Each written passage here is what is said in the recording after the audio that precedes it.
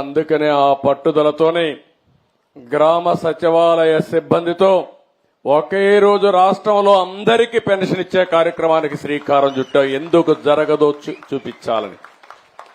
అంటే ఒక మోసం చేసినప్పుడు ఏదైనా సరే ప్రజాహితం కోసం పనిచేయాలి తప్ప చేసింది రైట్ అని నిరూపించడానికి లేకుంటే వేరే ప్రత్యామ్నాయం లేదని చెప్పడానికి ఆ రోజు మీ అందరినీ కూడా ఇది చేసే పరిస్థితికి వచ్చారు.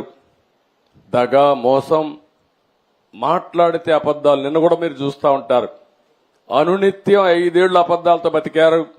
ఇప్పుడు కూడా అబద్దాలతో బతకాలనుకుంటున్నారు. నా దగ్గర అది వీళ్ళ కాదు.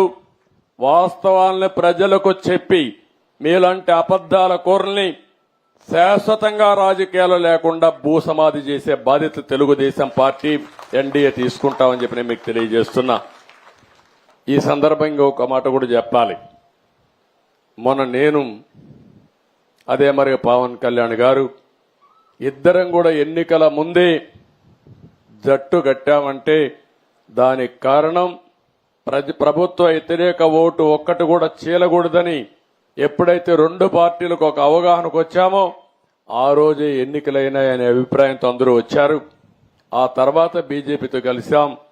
3 పార్టీల కలయిక కూడా మీరు గుర్తుపెట్టుకోవాల్సింది ఈ రాష్ట్ర ప్రయోజనాలు ఆశించి ఇప్పుడుండే ప్రస్తుత పరిస్థితిలో ప్రజలు గెలవాలి, రాష్ట్రం నిలదొక్కోవాలన్న ఆలోచనతోనే చేశాం. నేను చేసింది, మేము చేసింది సరైన నిర్ణయమని కులాలకు మతాలకు ప్రాంతాలకు అతీతంగా బ్రహ్మాండంగా గెలిపించారు. నా చరిత్రలో ఎన్నో ఎన్నికలు చూశాను కానీ 11 సీట్లతో గెలిచింది వైఎస్ఆర్ కాంగ్రెస్ పార్టీ. చూస్తే ఇది ఒక చరిత్ర. ఎప్పుడు కూడా ఇన్ని తక్కువ సీట్లు ఎవరికీ రాలేదు. అంటే ప్రజల నిర్ణయం అది. దాన్ని మేము ఇంకొకటి